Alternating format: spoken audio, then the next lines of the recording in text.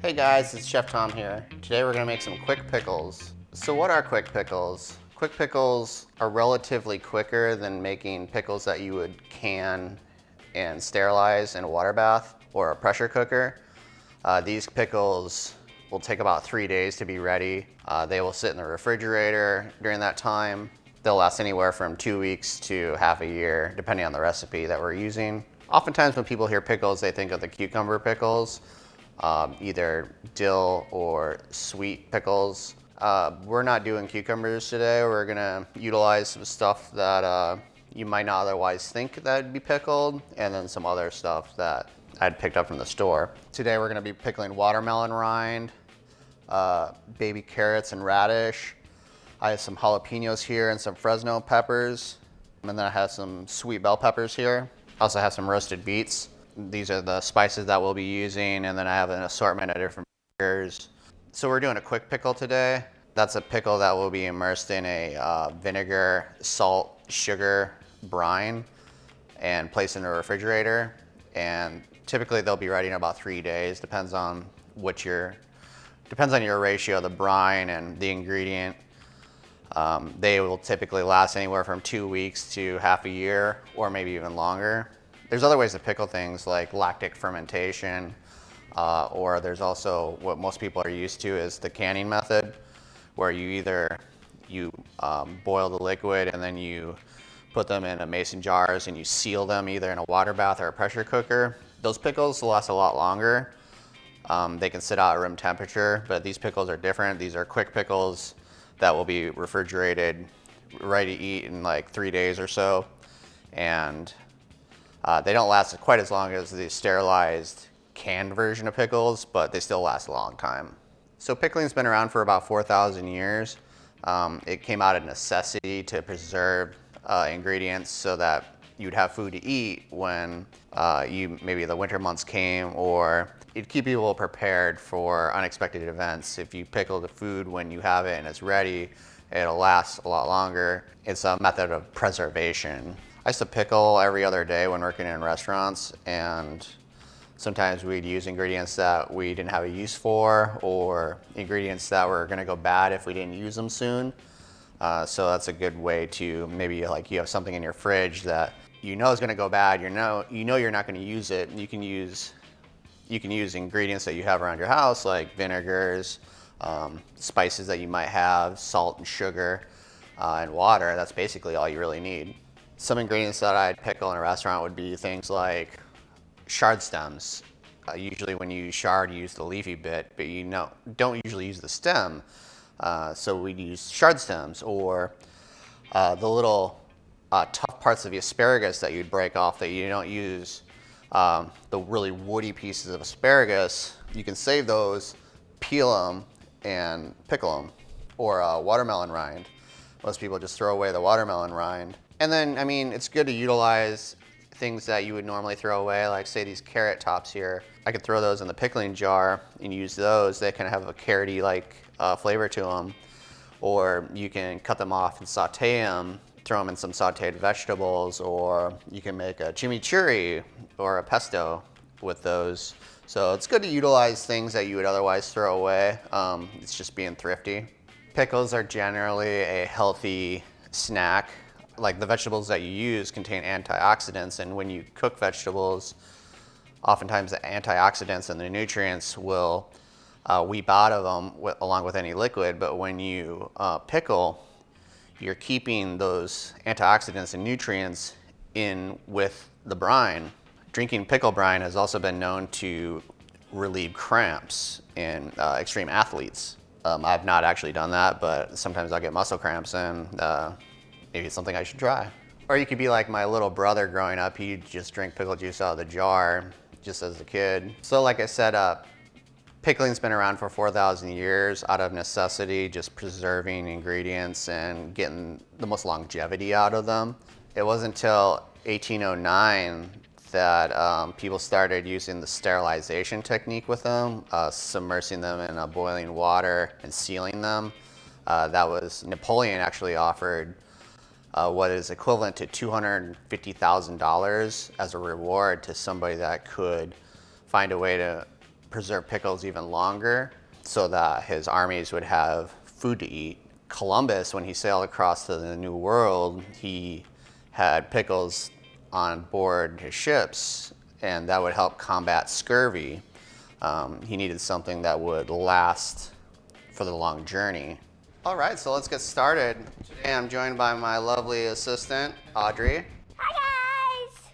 Wow. So with the watermelon, I'm gonna cut off the ends just to make sure it's stable. I'm gonna wedge this, and then I'm gonna core it. This piece actually looks like a pickle. Kind of does, doesn't it? Yeah. What does pickling something mean? Pickling something means that you are submerging it in a salt, sugar, vinegar, and water solution and letting it sit.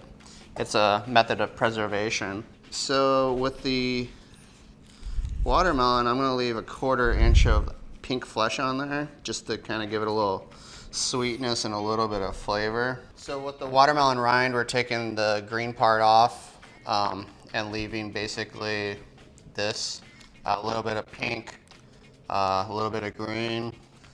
You can utilize all kinds of things that you would normally throw away and pickle them, like watermelon rinds. So we're gonna put everything today in these mason jars. These are 32 ounce, 1 quart mason jars. These are roughly like inch cubes. So for the watermelon rinds, I'm gonna use apple cider vinegar. So let's talk about vinegar for a moment. You can use all kinds of different vinegars, but what you want is ones that have 5% acidity. That's just because most vinegars are diluted. You want them to be 5% acidity.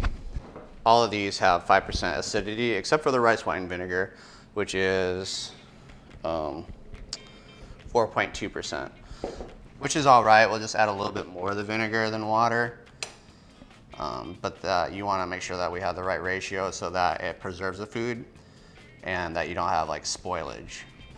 Vinegars that I have here are apple cider vinegar, distilled white vinegar, rice wine vinegar, red wine vinegar, a little bit of balsamic. Balsamic is not typically used. If you do use it, you want to thin it down with another type of vinegar. I may or may not use it, just depends on what I feel. I'll probably add a splash of it here or there.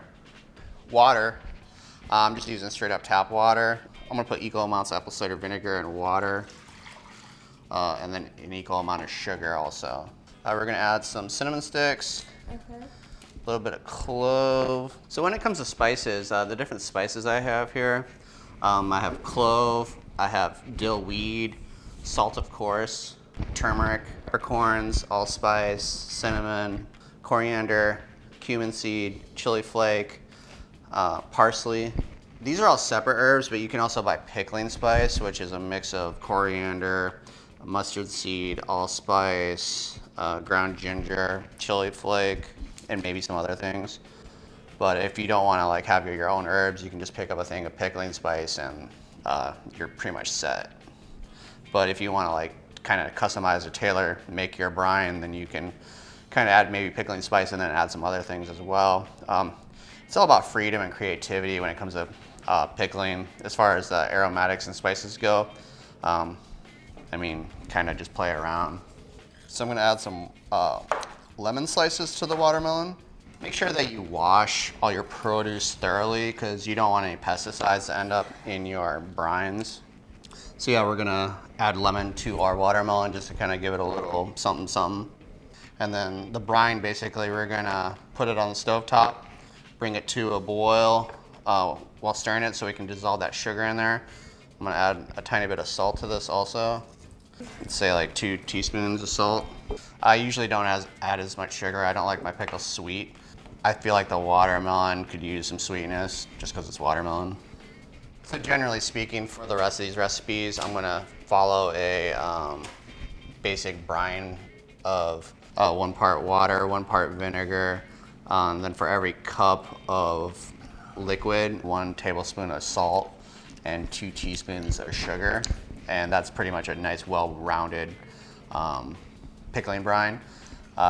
The sugar's purpose is just to kind of mellow out the vinegar and the salt, but the preserving agents are the vinegar and the salt, basically. Okay. So I'm gonna brine all the liquids together. I'm gonna cook all the brines together all at once just to save time, but this is basically ready to go. We'll bring that to a boil and then we'll pour it into that. So next we're gonna do the carrots. If I give you a knife, can you be very, very careful with it? Is it a big one? It's a little one. Okay. Are you sure? I don't want you to cut yourself. I'm always careful with a little one. Hey, how about you just twist them off? What I want you to do is twist off the green tops and then see these little things? I call these rat tails. Just twist them off like that. Okay. So I got white and orange baby carrots here. I got some red baby radish also. I'm not peeling these. Normally I would peel carrots, but these baby carrots I'm not, which is fine. But you want to make sure that you scrub any dirt that might be on here away. And the radishes I wash several times, no matter what. Usually radishes are the dirtiest things I ever get, just full of sand. So I wash them like 3 or 4 times until the water's like clear. I'm gonna put garlic in like almost everything I'm doing today. And then I'm gonna smash these cloves of garlic just to kind of help release the aromatics. For one, it helps peel. 2, that garlic flavor will get into the liquid a little bit easier. This is a lot.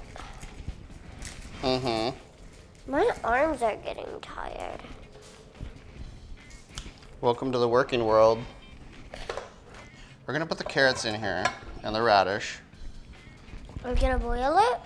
Yep, we're gonna boil it till they're kind of tender. So in the carrots and radishes, I'm gonna put garlic, ginger, rice wine vinegar, water, salt, a little bit of this pickle spice, a little bit of this dill, allspice, a touch of turmeric.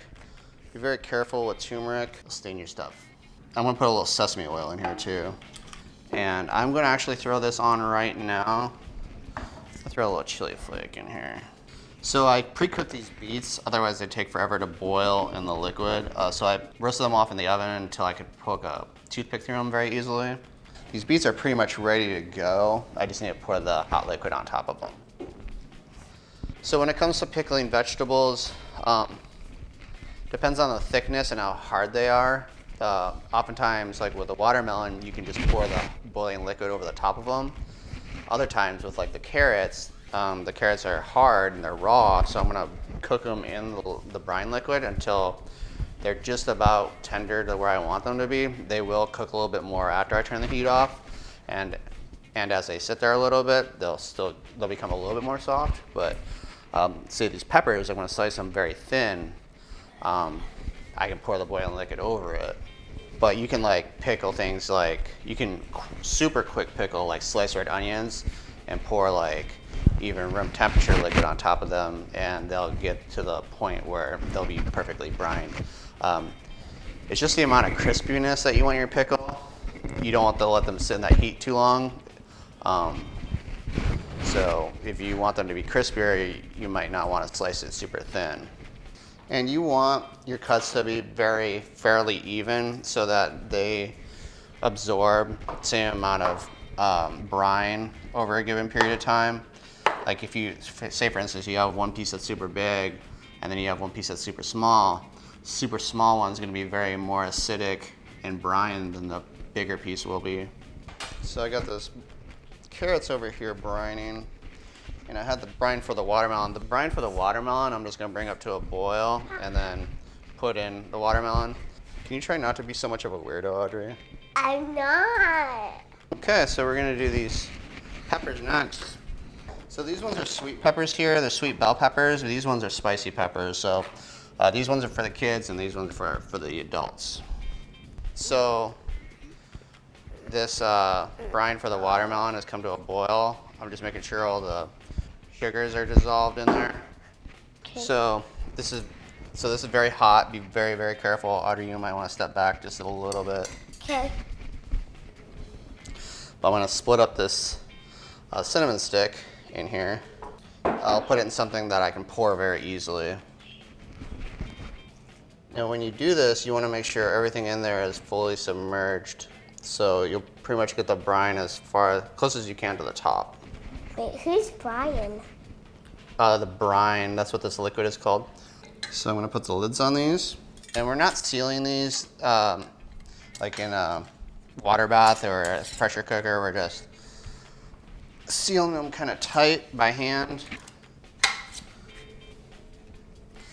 And I'm actually gonna tip them upside down to make sure that the liquid gets dispersed. I'm gonna let them sit upside down for a little bit. Let's go look at the carrots, shall we? Yeah. So you want the carrots to be kind of bendy. We're gonna let them go a little bit longer. Okay. So the carrots are boiling right now. They'll probably be ready. I wanted to get them kind of bendy, but still crunchy. So for the beet brine, we're gonna do red wine vinegar and a little bit of balsamic. Balsamic right here. I'm gonna put about 1/4 cup of that in there. So I have about 1.5 cups of vinegar here. We'll do 1.5 cups of water. And I'm really just kind of eyeballing this as far as how much liquid I'm actually gonna need for that. I'd rather overshoot it than undershoot it though. So the beets, I'm gonna throw garlic in there, chili flake, a couple tablespoons of salt. I'll throw a little bit of bay leaf in here. I'm just gonna kind of crumple it up. Peppercorns, some allspice. Let's throw a little cumin in there too. So, oh yeah, and a little bit of sugar. So we're bringing that to a boil. So now we're doing the spicy peppers. I'm wearing gloves. I'm doing these jalapenos and Fresnos really thin because I like to be able to spread the heat out a little bit. Now, if you leave the seeds in, they'll be a lot spicier. So our brine for the beets is ready. Let's pour them on in.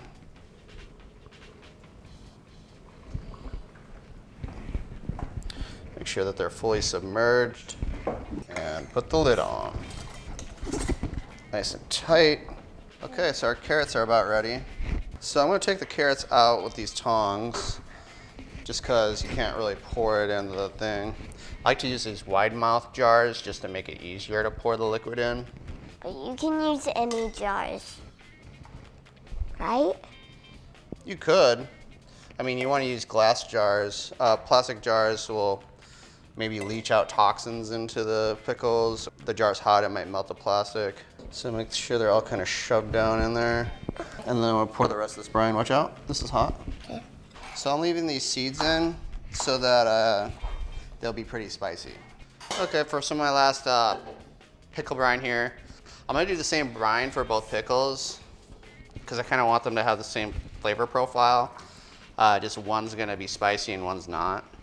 So we're gonna do distilled white vinegar here. I'm gonna do 3 cups of that, 3 cups of water. I'm gonna do about 6 tablespoons of salt. The rest of the sugar. We're gonna do cumin. We're gonna do coriander, mustard seed, allspice, peppercorns, dill, and garlic.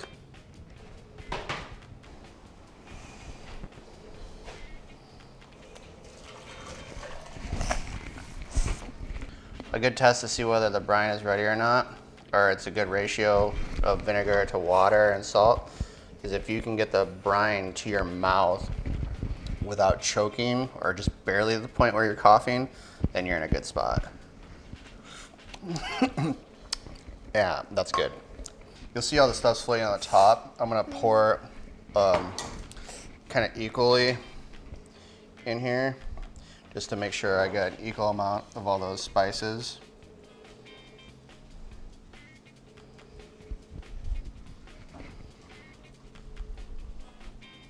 So we're gonna push these down. You want everything to be submerged.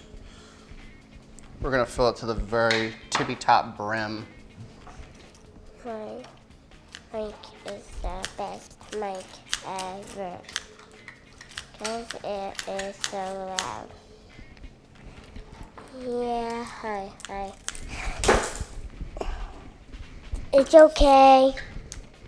So I have them tipped upside down to make sure that the brine goes through all the way through.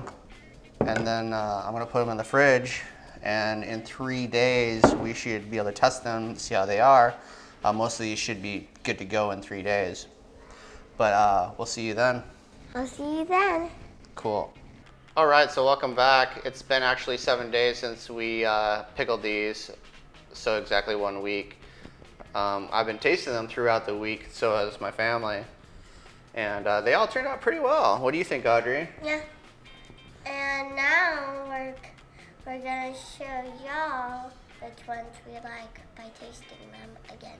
So one thing to be careful of. So I started tasting these after. Well, actually, the jalapenos I started eating like the next day, and it took 3 days for them to turn out to be all right. Actually, after the 3rd day, they became way more spicy. Yeah, they weren't very spicy at all. The 1st and 2nd day, compared to my standards at least, and then on the 3rd day, they were all like the same amount of spiciness. So that heat kind of circulated around in there and brought all of them up to the spice level that's pretty high. One thing to be careful of the first time you open these after letting them sit for a couple days, especially if you fill the brine all the way up to the brim, is be careful when opening them. Sometimes these canning lids will get stuck on there, so you have to kind of force them open, and when you do that and they're super full, they might splash all over the place. Yeah. Especially with something like the beet juice, and if you're using turmeric in there, both of those can stain like whatever clothes you're wearing or whatever surface you're doing it on, so just be careful of that. Okay, so going through these, this is probably my least favorite, but it happened to be my wife's favorite. I felt like I could taste the pith from the lemons, kind of brought out a bitterness. After sitting for more than 3 days, like on the 5th day, I kind of like these a little bit more. They're an acquired taste for sure.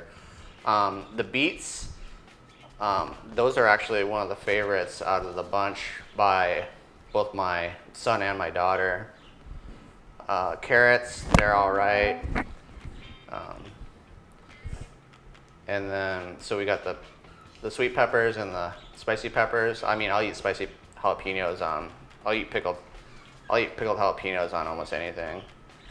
So, let's go through and taste these. You want to taste some of these, Audrey? Yeah. All right, Audrey, you ready to try out some pickles after 1 week? Yes. Let's start off with the watermelon ones.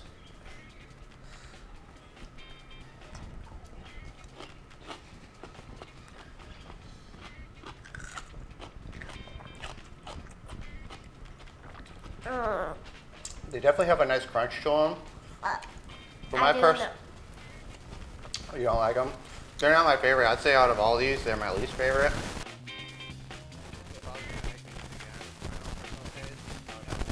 In there, maybe no lemon at all. Now my wife, those are her favorites, so your mileage may vary. Let's try the red beets next. So one thing to be mindful of, as you can see in here, the beet juice will stain anything. They'll stain the other pickles, so you really don't want to put red beets in with any other type of pickles if you want them to not all be red. If you want them to be all red, that's fine, but just be mindful of that. Or even touching these, you're gonna get, and then like touch anything with that, it's gonna stain. Yeah, I tasted it with my hands, and guess what? It made my hands purple. Yeah, I mean, I wiped that off, but there's still like some stainage on there, so. But they are my favorite out of the bunch. All mine.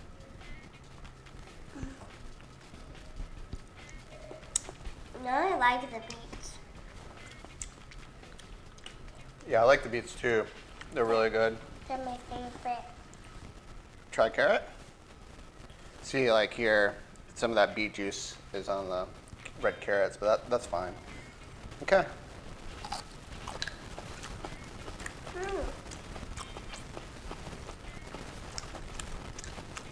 It's not that bad as the watermelon.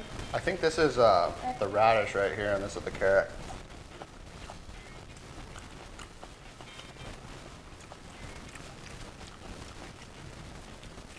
They're both pretty good. I like the radish a little bit better. But after Wait, which one's radish? this one, you can kind of tell by looking at them, see? So you can't tell which one's the radish. They were multicolored before. Now you can't tell the difference between the carrot or the radish unless you bite into it. But there is like a kind of a density difference there. Okay, here, you want to try pepper? Yeah.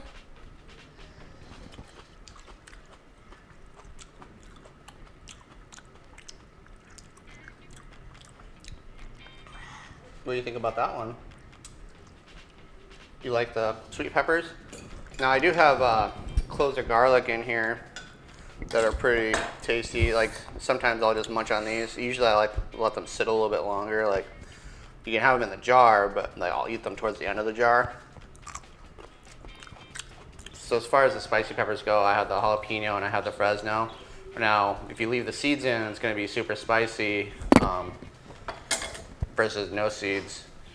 But once they pickle and they sit in there a while, they're all going to be like the same level of spiciness. So yeah, it's pretty spicy. I'm quite used to spicy things though. This might be too spicy for you. Your mileage may vary. Whew. That's spicy. Okay, Audrey, so out of all the pickles, which ones are your favorites? This one? The beets? Okay, and then that's the one that's your favorite out of all of them? And the carrot. And the carrots and the peppers? Okay, that's pretty cool. My favorites are the beets. I'd have to say the sweet peppers and the pickled peppers. Well, I hope you found this video interesting and I hope you learned something from it. If you did, please give it a like and subscribe. Bye guys, see you